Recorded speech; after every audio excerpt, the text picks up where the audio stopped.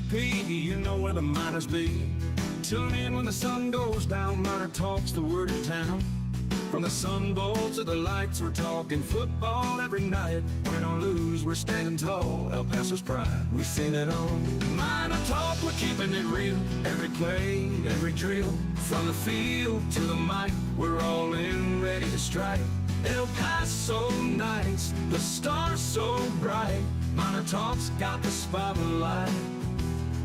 Orange and blue, we never stall. Talking miners standing tall.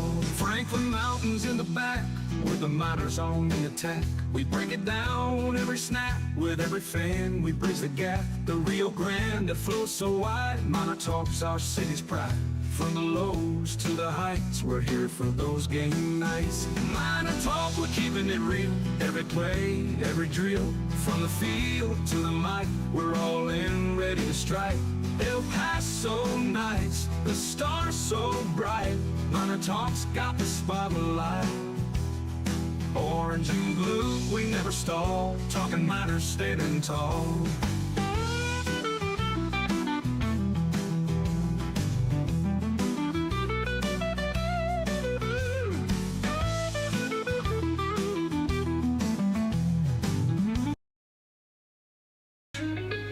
Let's go! Have you heard this song? Yes, I have. Yes, I have. Yes, I have indeed. When I first met you, I fell in love Let's with go. you on the inside. Let's go. You're so beautiful inside and All right, we are live. It is MinerTalk, presented by Jack in the Box. We're being streamed live currently by Inspo Lens. Big shout out to Chris. Music you're hearing right now is done by him as well. Check him out Apple Music. Check him out Spotify on Inspo Lens as well. That received a laugh by George Guajardo. No laughs from us over here. Sal Montes makes his own music. We do it all back here. We're versatile over here on MinerTalk. Just like David Terrell Jr., who's versatile and who sliced it up today. Big shout out to him. We got a lot to jump into the program here today on MinerTalk. Our telephone number, 915-505-6009. It is an absolute full house. George Guajardo, our fall intern. Alberto Reta, Zay Calindo, Sal Montes. We made a fantasy draft yesterday for UTEP Basketball. Yesterday was doom and gloom for UTEP Basketball. Today, much lighter for this UTEP Basketball squad. They just come off a dominant victory against Long Beach State, 70-44. And this game was a game. I mean, it was 19-19. Long Beach State, the beach, by the way. I want to start using that term the whole show. The beach. The beach was up almost the entire first 10 minutes of the game. And then the Miners rallied back. I mean, it was 19-19. UTEP used 18-4 run to close out the half and really never looked back. It was absolutely dominant for the Miners, completely different from yesterday. They didn't shoot particularly well, but this is the recipe to success, Sal. They don't have to rely on the shooting all the time, but what you can see is when shooting is not working, they lean on their defense, and if they're as good as they were tonight and as confident with their shots as they were tonight, just go to the free throw line, win it like that. And the Miners separated themselves in this game and let their defense do all the talking. They're so athletic too, and it's great when they're able to use that athleticism out in transition. They're likely going to finish at the cup if they could get a quick step or two on the other team, but also forcing fouls or getting fouls forced on them, right? Being able to get to the free throw line. They're a lot more respectable this year than in years past. Tonight, not overly impressive, but tonight was a night where that didn't really matter too much. No.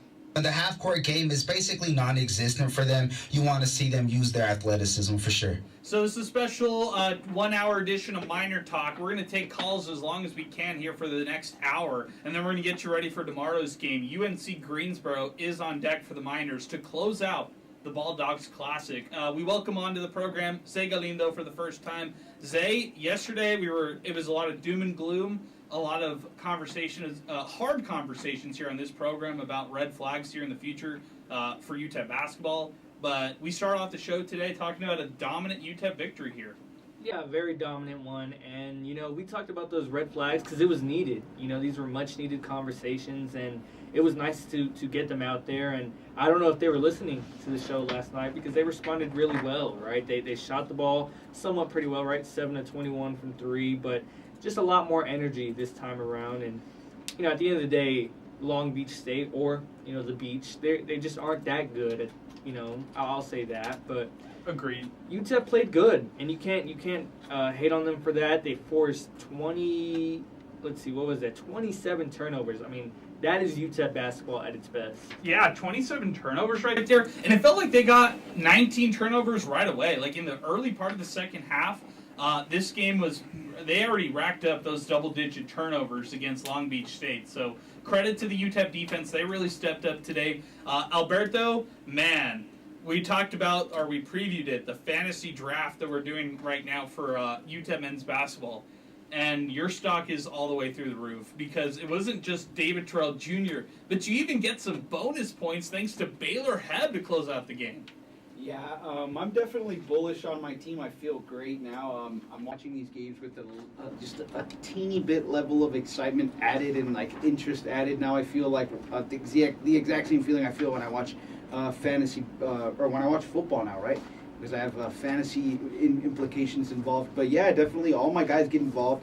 What I really like from this team, though, Long Beach State held to only 4 offensive rebounds, right? So on defense, Miners doing a good job of, despite their size, boxing out. So that's phenomenal. I really like that. Also, and you guys mentioned on this 16 steals. That's great. With their defense, I really like that. If they can continue this intensity throughout the year, I think that it won't be as bad as a watch as it was yesterday. Yeah, I'm absolutely disgusted. Not with the watch. I'm disgusted with myself. I'm looking at the Inspo Lens feed right now, and my cheeks are huge right now. It's because I got my wisdom teeth pulled yesterday, and I'm just absolutely disgusted with myself right now.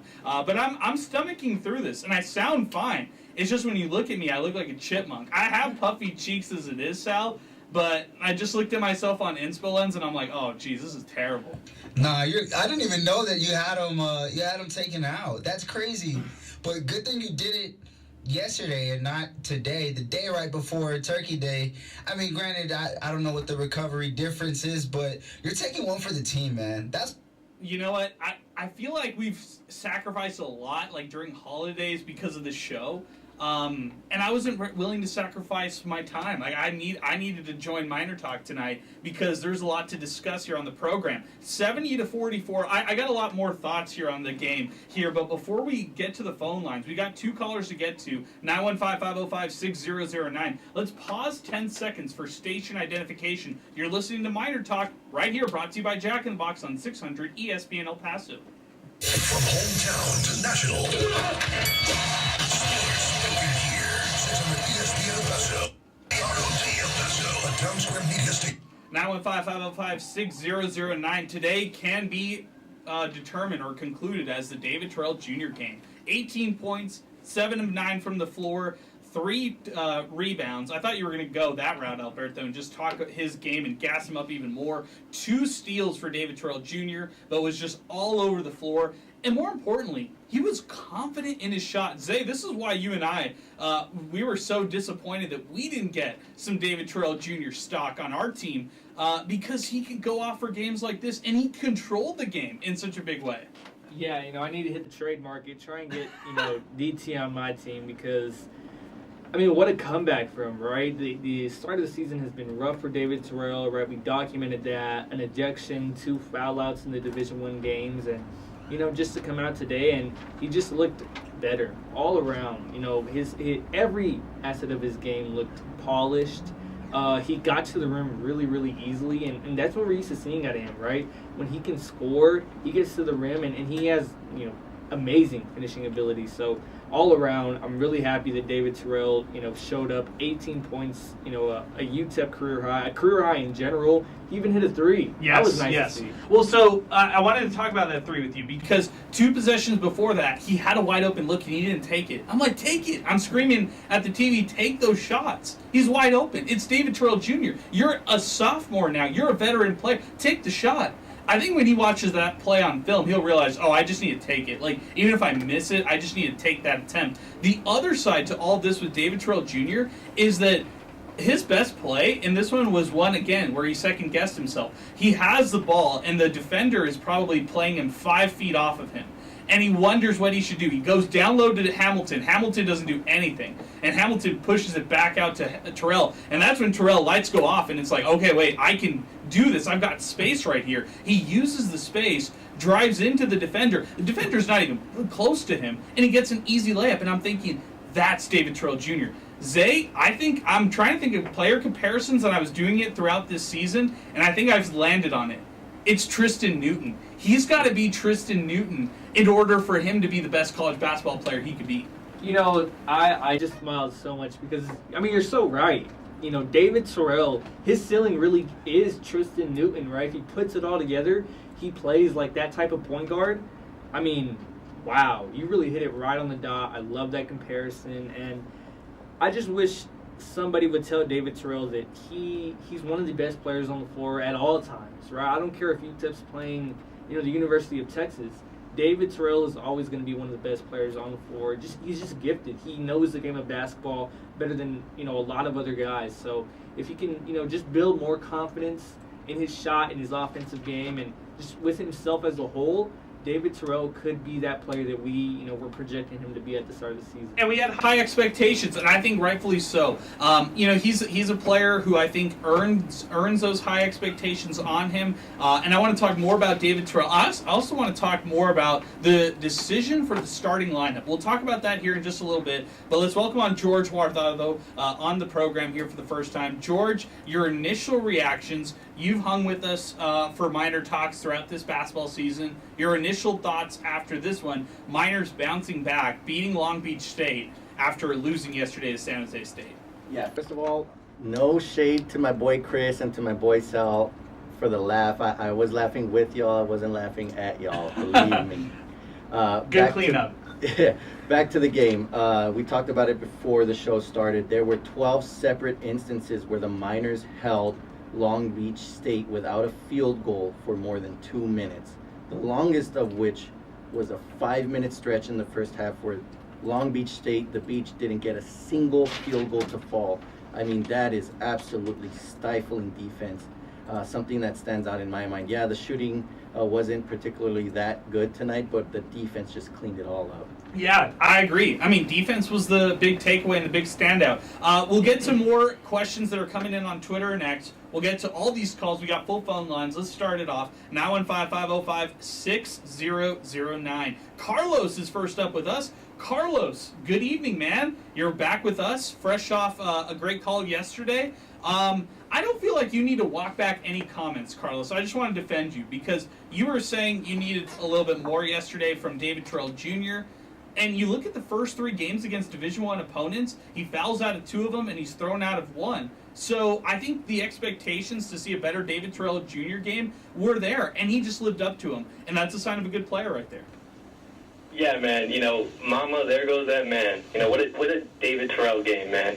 And, you know, when I called in yesterday, I wasn't saying, oh, David Terrell needs to average 15. He needs to be that Tay Hardy. You know, I was just expecting him to come in, make more shots, and, you know, tonight just proves that if this guy's confident in his ability, which he should be because he's a great basketball player, he can do anything on the floor. And, you know, I'm not taking away anything, but it's not like everyone else was having like a barn burner of a game. We scored 70 points, which is roughly our average. So, but I mean, David Terrell just took over at the right times, and I'm hoping that that performance can transfer over tomorrow against UNC Greensboro, who do have some pesky guards that like to face guard really close to the guard. So we'll see how that goes, man.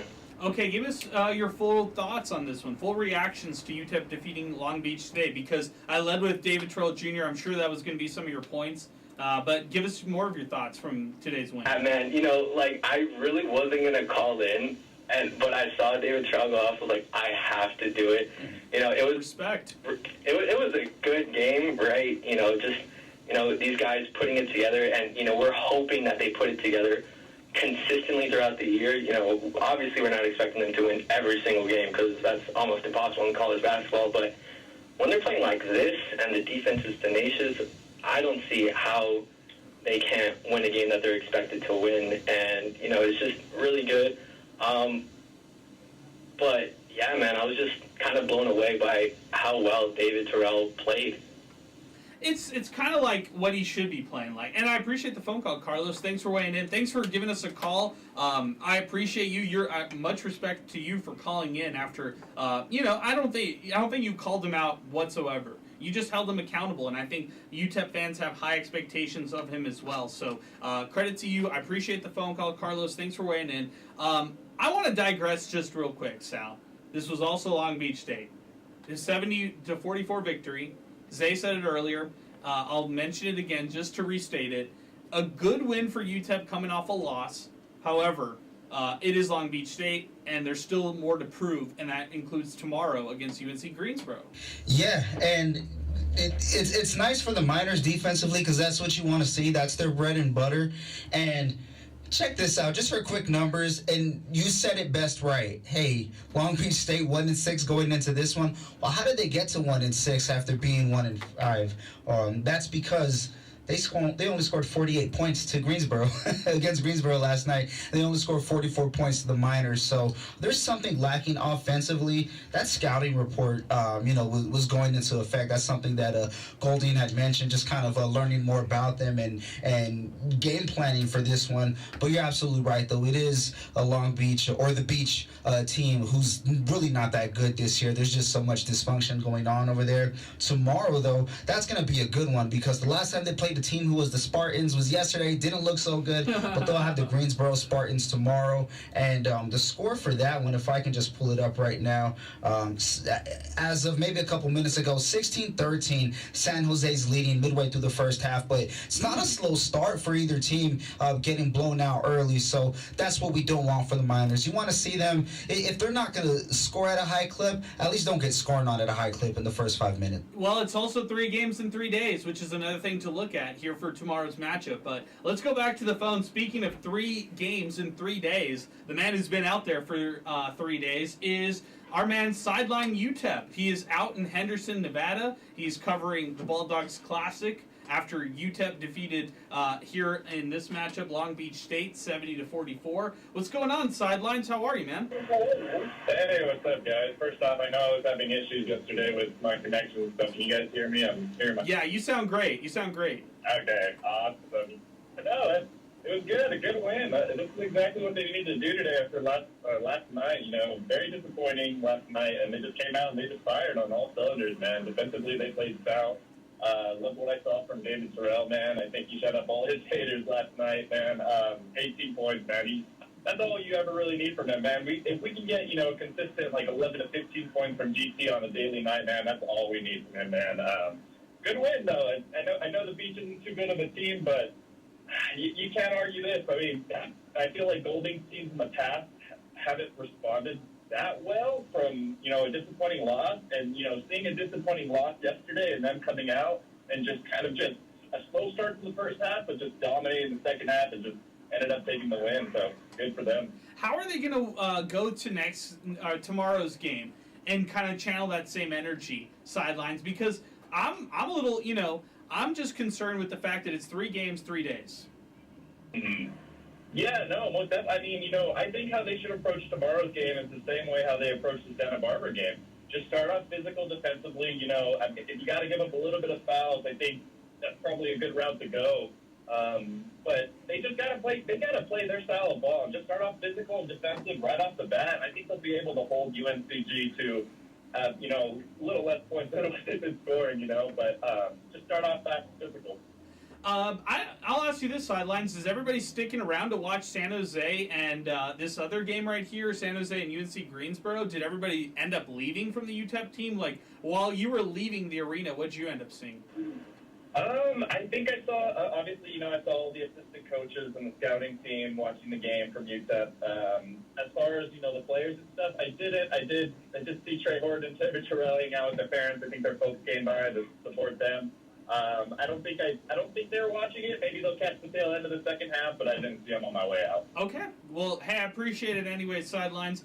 You have a good one out there. Safe travels home, and we'll hear from you tomorrow, all right, man? Heck yeah, go Miners, guys. All right, that's Sidelines UTEP. Here's joining us next here on the program. Let's keep it moving. 915-505-6009. Brian is next up with us. Brian, good evening, man. You're back with us again. What did you think of this one? I thought this was a pretty interesting result. When the beach was leading, I just turned off the game and went to go make dinner. But when I come back to Zay's tweet saying now they went on an eight-point run, and then I turned the game back on and we won. I do want to bring up a point that y'all brought up earlier, in that we beat up garbage. It's plain and simple. We beat up garbage right now, but it does lead me a bit into some optimism going forward tomorrow and how we'll face against UNC Greensboro.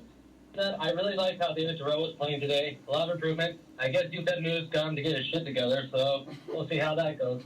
Wow. All right, good stuff there. Brian, hang in there, man. I appreciate the phone call. Thanks for weighing in. 915-505-6009. That one woke me up over here, Sal. It's all good. We'll keep it moving. 915-505. Oh, come on, man. Yeah, I know. Perfect timing. Hopefully we don't get inspo lens destroyed off of that one. I'm just kidding. Thank you again for that phone call, Brian. 915-505-6009. I'm just going to speak to some of the fans who live game to game and play to play. There's no need to turn off the game in the middle of a run by Long Beach State. Can we all agree on that? For this UTEP team, they're going to go through dry spells. They're going to go through scoring ruts. George, there's no need to turn off the TV in any of these games with UTEP. No need, especially in the first half, and especially when it was early. And you could see that UTEP was just getting in the groove. I understand the frustration, especially coming off the San Jose State loss. But yeah, keep the TV on, go make dinner, and then just check up on them again. You would have seen a fun game. Take a walk around the house. Take a walk around the studio. If you're with us, that's what some of the people here do. What don't you think, Sal? Yeah, I mean it's early on in the game, and if we're being real, against Division I teams, it's really not off course for what they've really only gotten off to one hot start against the Division I team, and that was Santa Barbara the other day. And also, too, I was thinking about this, and I don't know what you guys think. It's not necessarily a direct comparison, but just kind of looking at it, if we generalize it, against Santa Barbara, they get out to that hard start, and we know it. But the game before that against the Division I, Utah Valley, they get absolutely waxed because they have a slow start and they're never to gain steam. They never gain steam after that. But if we kind of look at it yesterday, off to a slow start, and then they kind of start to pick things up, and they don't get blown out the water. And I remember saying, after the Santa Barbara game on MinerTalk, like, hey, if UTEP can just kind of claw back in it and have themselves a chance,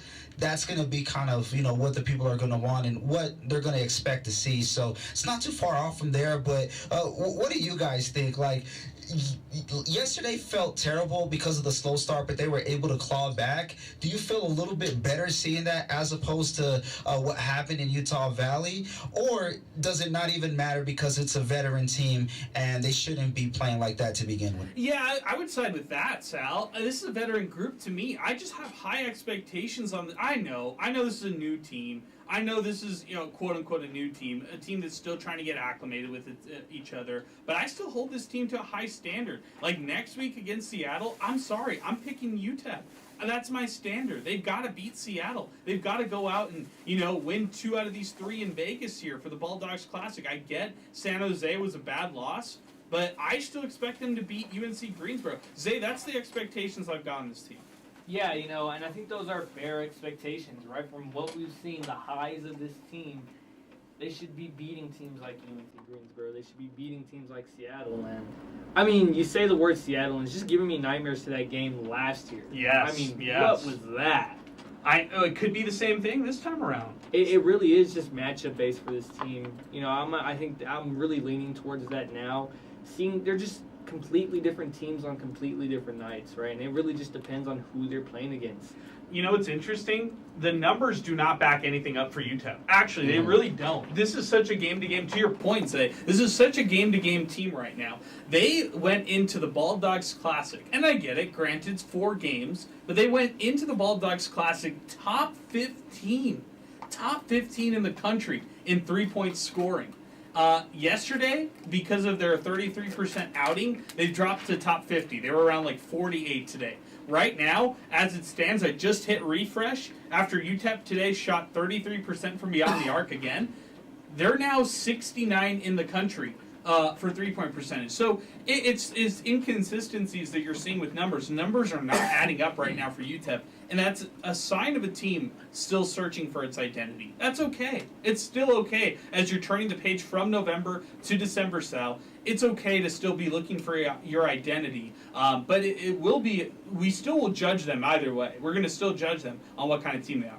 Yeah, it's really just a matter of who are they going up against and how are they faring against that type of competition. So in reality, the numbers where it's positive, aside from turnovers, because we've seen that consistent, it's kind of inflated stats. I mean, we're looking at a pair of Division II opponents, and we're going to see another one near the end of the month as well. So you'll have a better idea in a couple weeks. But that true reflection, I guess, when numbers reflect the team, probably won't come until late January, mid-February, around there.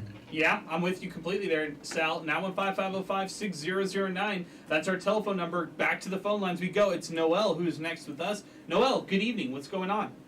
It's good evening. How are you gentlemen doing? Noel, we're doing all right. Give us your thoughts on this one. Okay. So I have one question. Do you think that the Miners will make the NCAA tournament after this win tonight? No. No. I can't tell you they're going to go to the NCAA tournament off a win against Long Beach State. Okay. Why would you say that? Because they looked very good tonight. They won 70-44. Are you a UTEP basketball fan? Yes, I am. I went to games during the Don Haskins era. It was the Tim Floyd era. Oh, I am a big-time UTEP basketball fan. Okay. Noel, I'll tell you this. I can't make a judgment based off a 70-44 win. By that judgment, or by that argument, we would have had the same discussion yesterday, and I would have said, no way. Absolutely no chance. Because yesterday they lose 71-65 against San Jose State, a team who came into that one 1-5 with a 1-5 overall record. A lopsided victory in favor for the Miners isn't going to change my opinion on whether or not I think this is an NCAA tournament team. Did I believe this team could go to the NCAA tournament before the season started? Yes. But it's for completely different reasons. The reasons why I believe that is because I think UTEP can actually go into the Conference USA tournament in Huntsville, Alabama, still, at this point, still in the season, and end up winning that Conference USA tournament. But all of this is pointless, my friend. All of this right here doesn't matter, Noel, because at the end of the year, this is a one-bid league in Conference USA. UTEP could run the slate in non-conference. They could win every game in conference play in regular season and finish out with a 20-win season, and they could still miss out on going to this, the NCAA tournament when it's all said and done, if they're not able to actually go out and win the CUSA tournament. Yes, sir. That's great. Thank you. Thank you very much. All right, good stuff, Noel. I appreciate the phone call, man. Thanks for weighing in. 915-505-6009. That's our telephone number. 600 ESPN El Paso on Twitter and X, and 600 ESPNElPaso.com. Good string of phone calls right there. Let's keep it moving. 915-505-6009. UTEP News sends us this. Terrell was definitely listening to MinerTalk last night. Oh, Alberto, that favored you.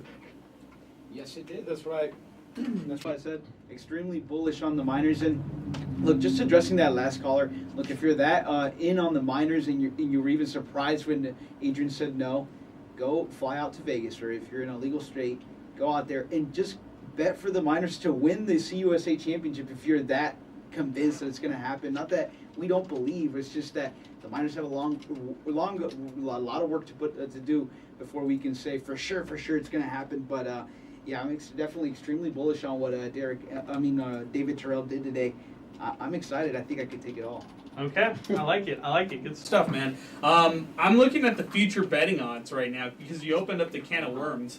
UTEP right now plus 1,200 in order to win the CUSA championship. That is basketball, by the way. I was looking just to make sure that's not football. That is basketball. Right now, La Tech plus 190, Liberty plus 210. Those are the favorites right now. Western Kentucky right behind them at plus 400. UTEP's the best value right now, plus 1,200. Turn $100 to 1,200 right there. I love that for the Miners. What's Kennesaw's? Now Sal's really opening up a can of worms. And I'm glad we're going this route. I'm glad we're going to hit this subject right here because this is a great time to talk Conference USA hoops. Kennesaw right now is plus 10,000, okay? So 10-1 odds in order to get that one right there. You talk about value, that is extreme value. And Sal, why are we talking about Kennesaw State in the first place? Is because Kennesaw did something nice the other day. That's defeating 24th ranked Rutgers, and their intro to Conference USA for football might not be that great, but basketball, as of now, is looking a little promising. And pulling up their schedule, they have one game against a Division II, maybe a Division III. Doesn't even matter, so I won't count that win. But aside from it, even Brian too. Just gonna reel off some of these names: Cal Baptist, Abilene Christian, Rutgers. I don't know what Presbyterian is, but I'm guessing they're not Division One. However, if I mention Cal Baptist, they lost that one rather 88-84, so a 4-point loss, but they beat Abilene Christian, and then they defeat Rutgers. They'll get Irvine next, Kent State, who's respectable in basketball, but I really like those odds if they can continue what they've been doing, making a splash early on. Now it's just going to be a matter of, hey, when you're in Conference USA, nobody's going to be the hunted. Everybody's going to be a hunter, and you know, they have just as good a shot as anybody if they get hot. Okay, now it's time to open up the can of worms with Conference USA, Sal. Let me ask you this. On paper, everything you see, is this a better conference than last year? Yes.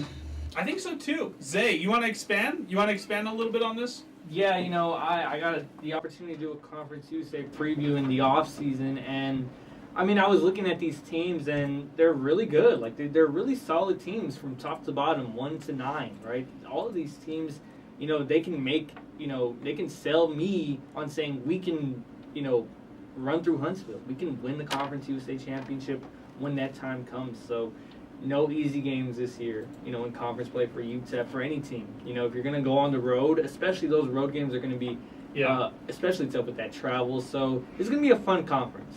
Oh, man. You know, okay, so I'm looking at the teams right now. Let's go through it. Liberty is standing number 1 right now, 7-1 on the season. I hate this Liberty team. I with everything in my body, I can't stand this team. You look at the guys on there, it's like the rec team out there who shows up to the gym and they're just like, they look up, you know, they come in with the swagger, they're smack talking, and you're just thinking, we're gonna run this table. We got these guys, no chance. And then they start hitting threes. And then they start talking smack. And then the guy who's like 5'10" on their team is starting to roast everybody in the backcourt. That's when this team becomes a little scary, Sal. They've got wins right now under their belt against Seattle, Charleston, Louisiana, Kansas State, by the way, and McNeese. You were watching that McNeese game yesterday. This is a Liberty squad right now, 7-1 under Coach McKay. They don't want what happened last year to happen again. Last year they were 18-14, kind of middle of the pack. This time around, they're top in conference. Yeah, and guess what? They have some guys returning that a lot of people heard their names and got frustrated when they heard their names because they were making plays. Caden Matheny, Zach Cleveland, a guy who splashed, and when it comes to averages, he's tied for 4th, but reporting as 5th. Colin Porter lit it up. Hate him. I hate Colin Porter. Absolutely lit it up, and this is a team that, no pun intended, they can get hot and stay hot. So while we're on the topic of Conference USA, let's open up a bigger can of worms, right? We talked about, hey, the sample size will be a lot greater around January or so. How about this? There's a 4-game stretch, and then you top it off with the 7th game being, or the 8th game rather, a different one. You ready for this? Yes. When they open USA, 3 out of these 4 games I'm going to mention are at home, and it's 3 straight and then on the road. Louisiana Tech, Sam Houston, and then New Mexico State. Then they go on the road to take on Liberty. So what's next up until that, you may ask? Well, their 7th game for Conference USA in the month of January, Kennesaw State. Yeah. Fortunately, it's at home, but what happens after that, you ask? you go on the road to take on Western Kentucky. So January is going to be a beast right out the. Wow. That's what you want. If we can see them kind of roll along in the month of January, we may see a more cohesive unit. Yeah, it's just weather the storm, right? Just stay afloat. Weather the storm in January. But you talked about La Tech to start off conference play. All right, we got to talk about this La Tech team. They were they picked preseason number 1. In my opinion, they're still number 1. I don't think Liberty's a better team than them. La Tech is 9-0 right now. They have wins against UT Arlington, Massachusetts, Richmond, Southern Illinois. I would say the best win on that schedule probably Southern Illinois. I mean, maybe Massachusetts when it's all said and done. Yeah, I don't really like those wins right there. Circle, put it in pen. This is must-watch TV. A road game against Memphis. La Tech versus Memphis, December 4th. That will tell you where this team is at. That's their first true test. But guys, I really like this La Tech team. Anybody with some thoughts? Yeah, I think that's a Mickey Mouse schedule. I think Liberty is number 1. I think Liberty has. Wow, so you think Liberty number 1? Yeah, I mean they've taken down quality teams, and I'll say this: I do not want to come off as a Liberty fan or anything like that. My first thing when I opened up College Football 25, a new dynasty, I remove Liberty from the universe. They just don't exist anymore. Yeah, but regardless, I got to give credit where credit's due. This Liberty team, has taken down quality opponents, and right now I think they should be the favorites in Conference USA. All right, Western Kentucky checks in as a pretty good team, but Sam Houston State, they're still weathering the storm. They're 3-2 so far. They beat Lamar 85-72. They beat Tarleton State, killed Tarleton State 91-62. They've had losses to quality teams like Nevada and like Baylor. They play Appalachian State tomorrow. Should be a good game. That's kind of on their level. Maybe a team that they should beat, but I'm looking forward to that one. Western Kentucky, I just mentioned them, 3-3. They've been so-so. I don't want to say completely so. I think they had the toughest draw. Okay, jump in here. They opened up against Wichita State. Not a Division II, not an exhibition, straight up against Wichita State. They lose 91-84. Who do they have after that? Grand Canyon. Quality. 74-72, they lose. So they battle with them. Who did they just lose to today? Oh, a team that's in the same state who's a blue blood, number 8 Kentucky. Then they're going to take on Marshall, who, I don't want to say they're the greatest, but they're not the worst. And it's a former Conference USA showdown. We've seen those matchups before. So I think they're, out of everybody, they're the most battle-tested. Yeah, they beat Lipscomb. They barely skated by. They rout Jackson State and Campbellsville, whoever the hell that is. I have no idea. But, I mean, 3-3, having the toughest schedule, in my opinion, I think they're right where they thought they'd be, so to speak. Middle Tennessee's another good argument there, Sal. I think that's a pretty good case for Western Kentucky. Middle Tennessee's 5-2. Nicholas McDevitt, the head coach over there, the guy who scares me on their team is Justin Porter. He killed UTEP last year. This time around, they're 5-2. They have wins against Ohio, South Florida, Evansville, and Abilene Christian. There are 2 losses, Murray State and Bradley on the year right now. Guys, I'm stacking up losses for other teams. Their losses are much better than UTEP's losses. That's the bottom line. Way better. I mean, UTEP's losses are, to really bad. I'm not going to say really bad teams, but I mean, most Conference USA would have won those games. Most Conference USA would have beaten San Jose State, and most of the Conference USA would have beaten Utah Valley. I mean, UTEP is going to have their work cut out for them come conference play. No doubt about that. And I'm excited. I really am. Even though it's a one-bid league, it's going to be probably the funnest one-bid league it's going to cannibalize itself. Nobody's going to look good at the end of the year. Come Huntsville, I doubt that we're going to have a clear favorite for number 1. George Alberto, is this more than a one-bid league? No. It's not. It's a one-bid league. There are a lot of good teams. I think, to Zay's point, there's going to be a lot of cannibalizing between the teams. I think for UTEP, you start looking in between these losses, and yeah, they're really bad. And I do agree with Zay. Most of Conference USA would have beaten these 2 teams that we've lost to so far, that UTEP's lost to up to this point. But if they could just clean it up, I think UTEP could hang on the same token with any one of these teams in Conference USA. We saw what they did in the conference tournament last year. I think they have more offensive firepower this year to finish it off.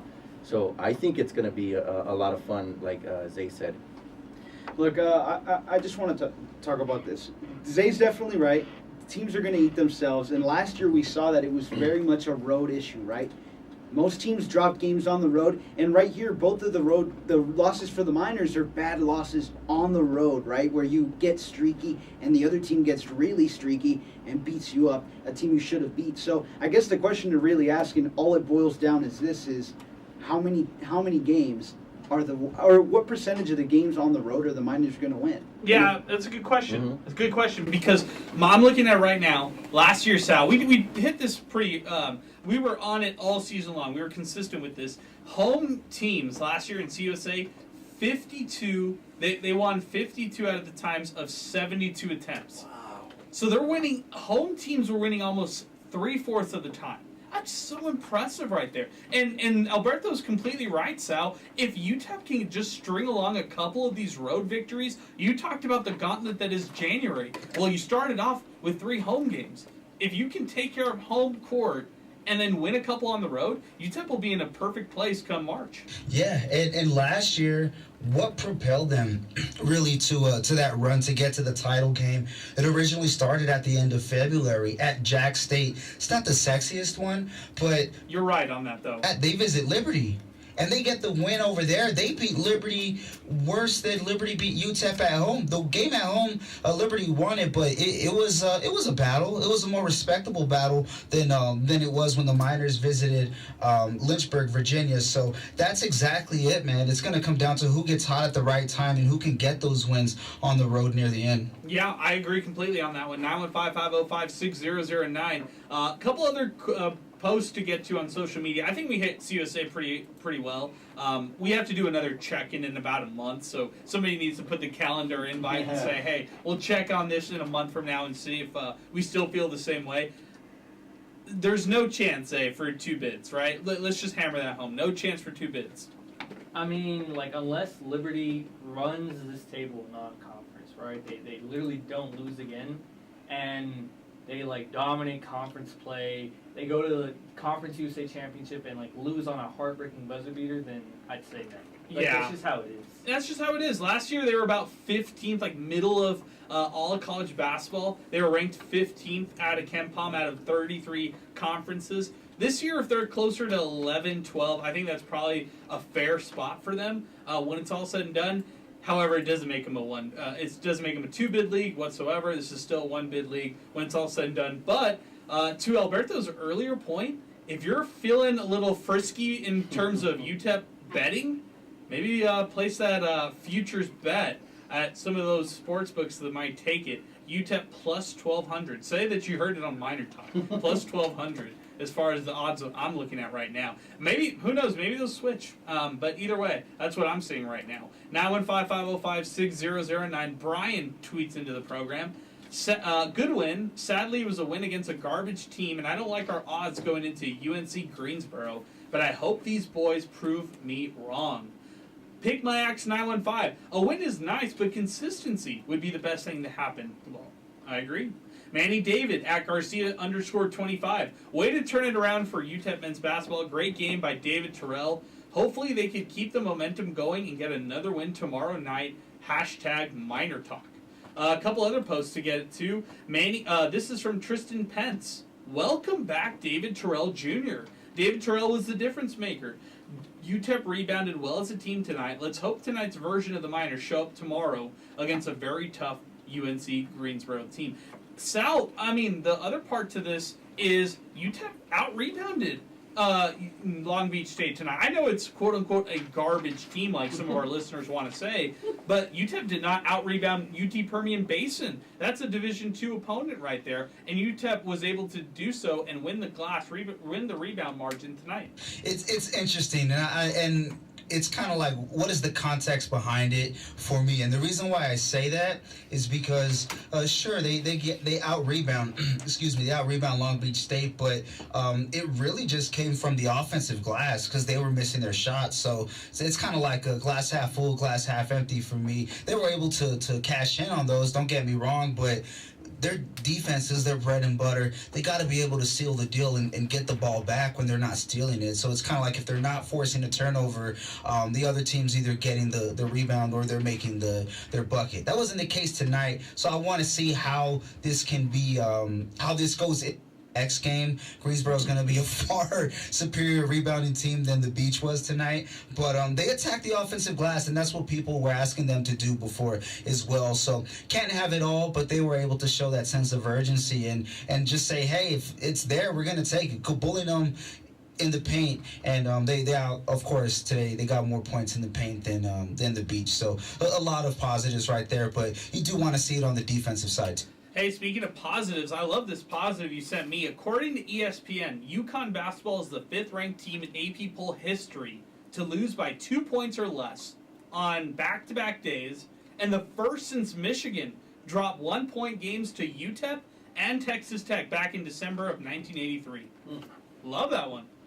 So I was just scrolling through Twitter and saw that there, and it's at CFB home. So that's how big this is. UConn loses 2 games in a row, 2 close games, mind you, and it makes it to college football home on Twitter. College basketball on college football. Love it. All right, Zay, I'm putting it on you. Social media prowess, you got to be the one who starts to be the one to resurrect and to remember these 80s basketball teams that UTEP had, man. They were just like, you start to check out these rosters, check out these wins, check out the teams who used to come to the Don Haskins Center. We're not talking about Long Beach State. We're not talking about UNC Greensboro. Miners used to be perennial powers in college hoops, and I feel like sometimes we get away from that because of poor play we've seen in the past, because of a 15-year drought in the NCAA tournament that the Miners are currently undergoing. But this was a perennial powerhouse out of the mid-major ranks in the past. I mean, yeah, it was, and I do a lot of research on Basketball Reference, Wikipedia on these random 80s teams, right? And this 1983 team is probably the most fascinating. It, like you said, doesn't get talked about enough because they were so good. Like, they were really, really good. I have a post on them on UTEP Zay, and it's really, like, going in-depth. And it was a disappointing ending, right? UTEP was 5th in the nation at some point in 1983, and they ended up bowing out in the first round of UNLV in the NCAA tournament. So a very good UNLV team, I'll remind you. Yes, a really, really good UNLV team led by, what's his name? Coach Jerry... Yeah, Coach Tark. So, I mean, nonetheless, it was a disappointing ending. They went 27-4 in the regular season. They were dominant by all accounts, and that Michigan win is just one of many, really, really good wins on that resume. Yeah, I'm with you completely. We need to celebrate more 80s basketball teams here in town. Yeah. I heard it on the broadcast. Speaking of Jerry Tark, one of many coaches that went through the coaching ranks of, and I'm going to say the name because that's what they weren't known as back then, Long Beach State. Wow. That coached at Long Beach State right before going to UNLV. So he was parlaying high school to community college to Long Beach State, then to UNLV, then to the Spurs, you know what I mean? So it wasn't too far from us. I think he wanted El Paso to be right in the middle so that way he could be, a quick flight, whether it be Vegas or San Antonio. So that's what it was. Freddie Banks, Danny Tark, Ed Catchings, Richie Adams, great UNLV basketball squad. So good stuff. I love remembering those kind of moments, especially because none of us lived through them. So it's good when we can relive them and appreciate them. We understand and appreciate the history of UTEP basketball, and that's part of the reason that fuels us to do it. So Adrian at Enemy Win 3 checks in. Adrian, I went to bed early yesterday. I didn't hear your fantasy picks. Can you go over them again? Of course we can. I went with Otis Frazier III, Trey Horton, and KJ Thomas. Sal went with Corey Camper Jr., Kevin Kalu, and Elijah Jones. Alberto Reta went with David Terrell Jr., Derek Hamilton, and Baylor Hebb. Zay went with Ahmad Bynum, Devin Barnes, and then he has like a hybrid. And today his hybrid was Babacar, who ends up playing 2 minutes off the bench tonight. Alberto, where are we going tonight as far as winners? Because he asked, can you tell us who won tonight? I think you won. Well, I don't know. I definitely had the player of the game, but I think that it's definitely going to be hard to figure of point scoring and like how to figure who won. Look, if you add up plus and minuses, which it doesn't really account for, because there's some guys that have no points and their plus and minuses are super high, and it's like, well, that's not fair. If you add up plus or minuses, the winner of today is Sal, believe it or not, with 36 points. And he probably won yesterday, too. You know, it's just a silent killer. That's all it is. Yeah. No, I'll say this. I know that there's there's not going to be a lot of big time numbers that are going to pop up, but I can say the guys are going to get minutes unless they get in foul trouble. That's a guarantee. Like Campers, I know that wasn't the case tonight. He didn't have the most minutes, but he averages the most minutes. And Kalu's going to be out there barring any foul trouble. You know what I mean? So that's what I'm looking for. And then for Jones, that's the experiment, man. Experimental EJ.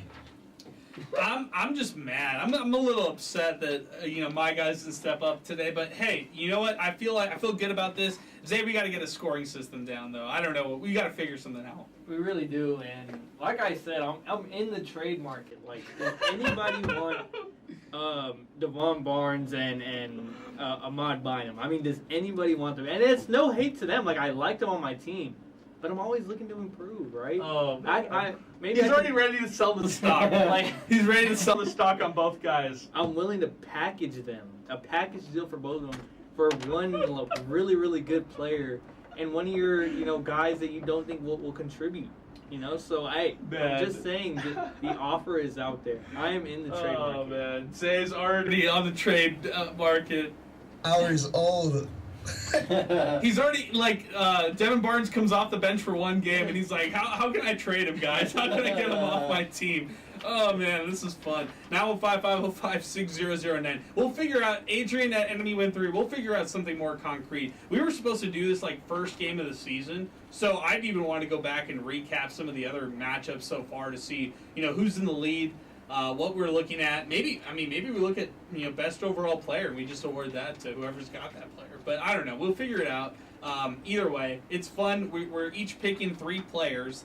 4 of us. George, you weren't here yesterday, but we'll just sub you into my team so you can feel some glory and feel some wins here coming up soon enough. But regardless, it was a lot of fun to just pick out our players, and now we're gonna have to roll with them for the rest of the season in our quote unquote fantasy MinerTalk league. So that's what we're talking about right now. 915-505-6009. That's our telephone number. 600 ESPN El Paso on Twitter and X, and 600 ESPNElPaso.com. All right, guys, I think we're starting to wind down here on the program. So let's go to some superlatives. Let's go to some awards, and then we'll get some final thoughts from everybody here on the program as we wind it up here tonight. And I appreciate everybody listening to us and hanging with us here on the program as we continue. Before I continue, I do want to give a big shout out to Inspo Lens. And by the way, Inspo Lens is currently broadcasting us live on YouTube, on Twitter. And if you're looking for a fresh perspective on stories that inspire, well, check out InspoLens.com. This innovative website is dedicated to spotlighting the uplifting stories through video that don't always make the headlines. From personal triumphs to groundbreaking innovations, Inspo Lens brings you the positivity and motivation you need. Whether you're interested in human resilience, community heroes, or simply want to start your day with something inspiring, Inspo Lens has it all. Visit InspoLens.com. See the world through an inspiring eyes. Positive storytelling, education, and action for good. Inspo Lens is your El Paso documentary website. New stories out soon enough. Check them out online, InspoLens.com. Guys, tonight, UTEP defeats Long Beach State 70-44. Let's start it off with our Win Supply El Paso Hot Hand of the Game Award. Alberto, I'm going to let you pick this one. You went out on a limb and you said, player of the game, and I agree with you. It's David Terrell Jr. But let's start off with Win Supply El Paso's Hot Hand Award. Where are we going here for the Hot Hand Award recipient after this one? I don't know. I was really inclined to go with Devin Barnes for his 4 or 5 from the free throw, even though he didn't shoot that good from the rest of the field. But it's hard. I don't know. What do you think? There's a couple more guys that got a couple more shots. Well, I asked you. Where are you going here? I would have gone. I would have definitely. I'd like to reward Devin Barnes. I'd go Devin Barnes. Okay, Devin Barnes, hot hand of the game.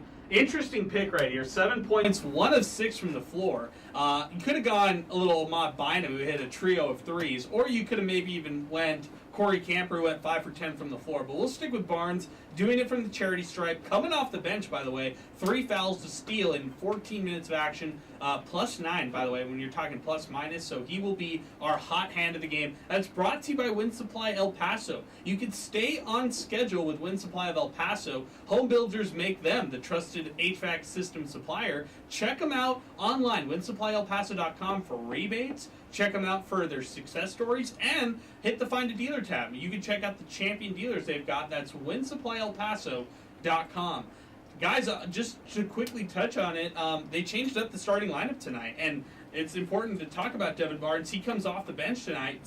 They say that it was because they didn't want Barnes to foul out too quickly, but as soon as he stepped in the game, he racked up a pair of fouls on his side. So they're still trying to figure out what to do with Barnes. That's the big point about it. They also mentioned how Otis Frazier III, dealing with a bit of a leg injury, and then also Kevin Kalu dinged up his ankle during warm-ups. So Miners definitely feeling it after coming off 2 games back-to-back, now having to play a third one tomorrow.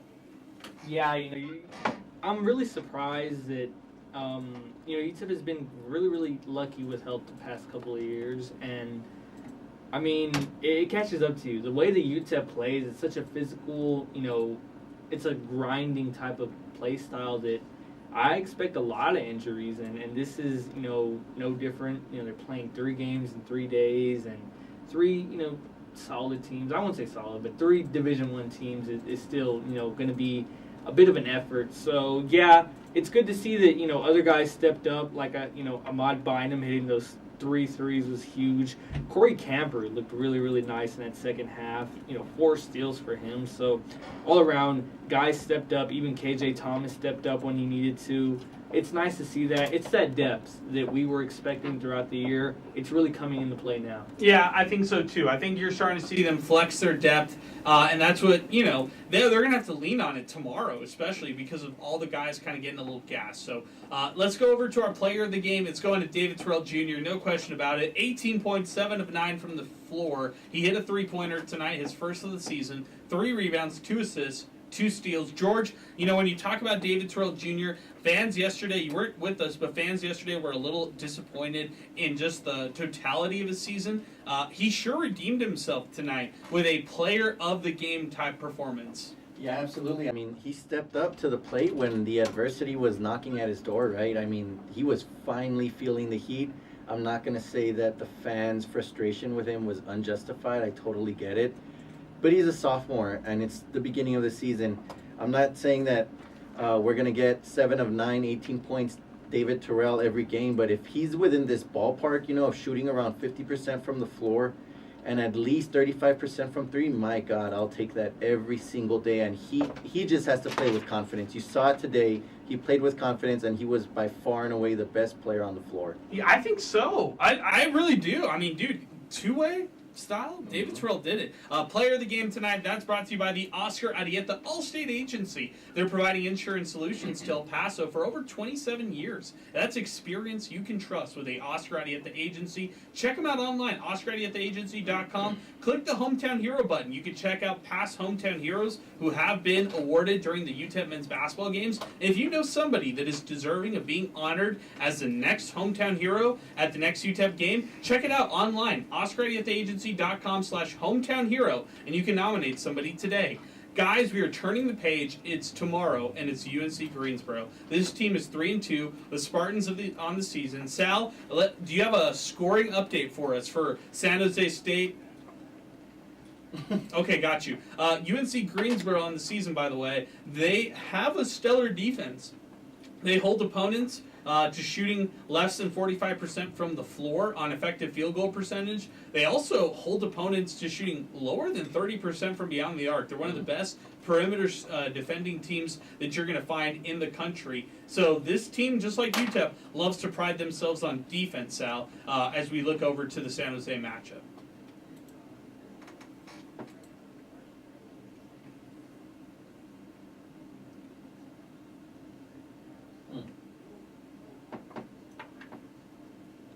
Spartans, that is early on or midway through the game and early on in the second half. Okay, well, let's see what happens there for UNC Greensboro. But nonetheless, the Miners have them tomorrow. Zay, keys to the game for this one is you look at UNC Greensboro on paper. What do you see from them, and what are the keys for the Miners? Well, the biggest key for me is get off to a decent start, right? I think every Miner fan can agree with that.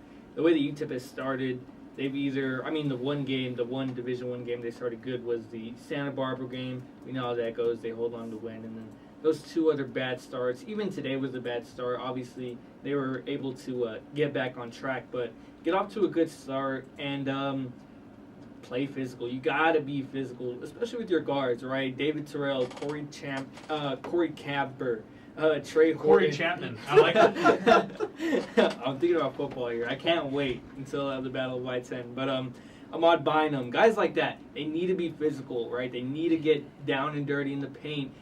Fight for those rebounds, fight for those loose balls. It's going to be those little things that will really pay dividends in, the third game of 3 straight. Yeah, for the Miners, again, my expectation is to win, Alberto. They got to win this matchup right here, even though this team on paper, UNC Greensboro coming in, maybe with a little bit more prowess than the Miners. Miners, according to Sidelines, who texted me this, are currently 1.5-point favorites going into tomorrow's matchup. No, yeah, you definitely expected the Miners to win, especially after the performance they put on today. But what I'm expecting or hoping that the Miners can do in this next / final game of the Bulldog Classic is continue to establish those guys that are going to come off the bench, work to establish Kevin Kalu's shot, reestablish Kevin Kalu's shot, continue to get guys minutes that are not going to maybe get minutes into the conference play, and to also try to eliminate the streakiness of your game, because if you live by the streak, you're going to die by the streak. If you want to play well into that conference tournament, and in the conference tournament, you don't want to be worrying about going cold and having teams go red hot on you, because that's hard to stop and that's hard to rally, especially in playoff scenarios. George, I'm going to give you the final words here tonight as we wrap it up. Your keys for tomorrow's matchup. Yeah, obviously the guard play is important. Sal mentioned the offensive rebounds today. UTEP 13, right, compared to 4. A lot of that's energy, and I'm not going to take anything away from that. If they can keep that energy up tomorrow, and I can see them being competitive on the boards, but I really, really like Devin Barnes and KJ Thomas running point on offense in the half court. It just seemed to flow a lot better. The offense was a bit more efficient when they have the ball, and Camper and Terrell and Bynum can look to score. Good thoughts. Sal, I lied. I'm closing it out with you. Give me your final thoughts going into tomorrow. Yeah, I want to see them use that athleticism on offense without the ball. I think guys are a little bit stagnant when they don't have the ball, and they're just too quick and too fast to be sitting out there. I want to see that half court is not established, at least try to establish it. And today they kind of made up for that lack of offensive motion by attacking the glass. They're making up for it there, but don't get out to a slow start because of a lack of offense. Make offense a priority. Your defense is going to be there. You're going to be, 90 feet, whatever the distance is, 90-something feet all game. It's time to play some offense. It's here for it in the system. Yeah, that's time. It's time. And the three-point scoring has been there this year. I think my key is hit some three-pointers tomorrow and win it to do it in Las Vegas. So let's see if it happens. It's happening tomorrow. UNC Greensboro versus UTEP. We'll have it for you, 600 ESPN El Paso. Earlier tip-off, by the way, 5:30 start, and we'll have it for you right here on 600 ESPN El Paso. But for George Guajardo, for Inspo Lens, for Alberto Reta, for Zay Calindo, for Sal Montes, I'm Adrian Broaddus. Full house tonight. We'll be back in action tomorrow as MinerTalk continues right here on 600 ESPN El Paso. Cruising down the streets of BP, you know where the Miners be. Tune in when the sun goes down, MinerTalk's the word of town. From the Sun Bowl to the lights, we're talking football every night. Win or lose, we're standing tall. El Paso's pride, we sing it all. MinerTalk, we're keeping it real. Every play, every drill. From the field to the mic, we're all in, ready to strike. El Paso nights, the stars so bright. MinerTalk's got the spotlight. Orange and blue, we never stall. Talking Miners standing tall. Franklin Mountains in the back, with the Miners on the attack. We break it down every snap. With every fan, we bridge the gap. The Rio Grande that flows so wide. MinerTalk's our city's pride. From the lows to the heights, we're here for those game nights. MinerTalk, we're keeping it real. Every play, every drill. From the field to the mic, we're all in, ready to strike. El Paso nights, the stars so bright. MinerTalk's got the spotlight. Orange and blue, we never stall. Talking Miners, standing tall.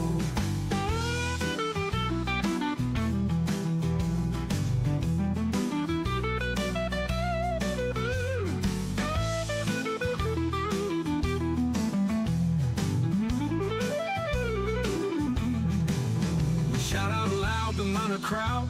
Every voice, we make it proud. From the heart of El Paso, we're every Miners, let them know. MinerTalk, we're keeping it real. Every play, every drill. From the field to the mic, we're all in, ready to strike. El Paso nights, the stars so bright. MinerTalk's got the spotlight. Orange and blue, we never stall. Talking Miners, standing tall.